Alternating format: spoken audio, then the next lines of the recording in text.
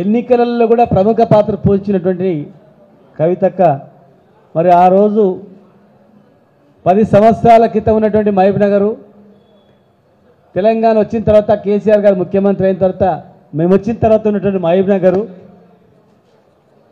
ప్రజలు కానీ ప్రజా అవసరాలు కానీ వలసకు అడ్డగా వలస కూలీలకు అడ్డగా ఉన్నటువంటి ఈ మహబూబ్నగర్ ఎటు చూసినా తుమ్మ చెట్లు కంపతారు చెట్లు పేదరికము బొంబాయి బస్సులు దుబాయ్ ఇవి తప్ప ఏమి కనిపించేవి కావు. మరి దుబాయ్లో ఉన్న వాళ్ళ గురించి పోరాటం చేసింది, బొంబాయిలో నుంచి పోరాటం చేసి ఇలా తెలంగాణ వచ్చిన తర్వాత ఈ ప్రాంతాన్ని చూసినప్పుడు వారి మాటల్లోనే చెప్తారు. ఎందుకంటే ఆనాటి నుంచి ఈనాటి వరకు అన్నీ ఆమె చూసింది కనుక. ఇద్దరం మార్నింగ్ వచ్చేటప్పుడు అన్న ఏం తక్కువైంది ఈ మహబూబ్నగర్కు, అసలు ఏ మాయ జరిగిపోయింది, ఏ మాయలో పడ్డరు ఈ మహబూబ్నగర్, అసలు ఏం కావాలి ఈ మహబూబ్నగర్కు, అసలు ఏం తక్కువైంది మహబూబ్నగర్ అని చెప్పి మాట్లాడుకుంటూ వచ్చిన సందర్భం. నేను ఎలక్షన్లో ఓడిపోయిన రోజు కూడా ఆ రోజు కూడా చెప్పిన, మా మీద ఏమైనా కోపం ఉంటే మమ్మల్ని కానీ పనులు మాత్రం బంద్ చేయకండి అని చెప్పినాం. ఏ పనులు బంద్ చేయకండి, మేము కూడా సహకరిస్తాం, ఆ పనులు కావాలి, మహబూబ్నగర్ ఖ్యాతి పెరగాలి, మహబూబ్నగర్ అభివృద్ధి కావాలని చెప్పి రోజుకు 10 మంది 10 అంబులెన్స్ పోయేటివి, 5 అంబులెన్స్ చనిపోయినటువంటి శవాలు వచ్చేటివి.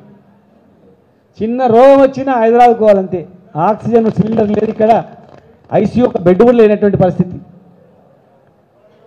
100 సంవత్సరాల చరిత్ర మన్నెకొండ టెంపుల్ యాజిటీస్గా ఉండేది. ఉద్యోగం అనేది ఏం లేదు, చదువుకున్న తర్వాత ఇక ఉద్యోగం వచ్చేది ఏం లేదు, హోటల్లో పనిచేయడం షాపులలో పనిచేయడం తప్ప ఉద్యోగం అంటే హైదరాబాద్కో అమెరికాకో వాల్సింది తప్ప ఏం లేదు. మరి ఇక్కడనే ఐటీ కంపెనీలు, ఇక్కడనే 10,000 మంది ఉద్యోగాలు ఇచ్చే పెద్ద ఇండస్ట్రీ చూస్తూ వచ్చినాం, పని జరుగుతున్న ఇండస్ట్రీ పెద్దది. మరి రోప్వే తెలంగాణలోనే మొట్టమొదటి రోప్వే, తెలంగాణ రాష్ట్రంలోనే దాదాపు కిలోమీటర్ రోప్వే ఉన్నది మహబూబ్నగర్లో. పనులు స్టార్ట్ అయినాయి, పునాదులు తీసినారు, ఎందుకు ఆగిపోయినాయి? 5,000 మందికి అన్నం తినేటువంటి అన్నదాన సత్రం పైన ఎందుకు ఆగిపోయింది? కోనేరు ఎందుకు ఆగిపోయింది? కోనేరులో నీళ్లు ఉండకుంటే మన్నకొండ జాతర వచ్చిందంటే, అలాంటిది కృష్ణా నీళ్ళు రోజు వచ్చి పడుతున్నాయి. పేదలకు ఉపయోగపడే కళ్యాణ మండపం ఎందుకు ఆగిపోయింది? హోటల్ ఎందుకు ఆగిపోయింది? ఫ్రీగా తక్కువ ధరకు వచ్చేటువంటిది. పత్తపురం మసమ్మ దగ్గర ఎందుకు ఆగిపోయింది? హాస్పిటల్ 8-9 నెలల్లో 6 అంతస్తులు 1000 పడకల హాస్పిటల్. ఈ హాస్పిటల్ వల్ల ప్రైవేటు హాస్పిటల్లో కూడా ఏమి నష్టం జరగదు. పేదలు పైసలు కట్టలేని వాళ్ళు గవర్నమెంట్లో పోయి బతుకుతారు, డబ్బులు ఉన్న వాళ్ళు ఎట్లా ప్రైవేట్గా పోతారు. ప్రైవేట్ హాస్పిటల్కి ఎలాంటి చిన్న నష్టం కూడా జరగదు. అది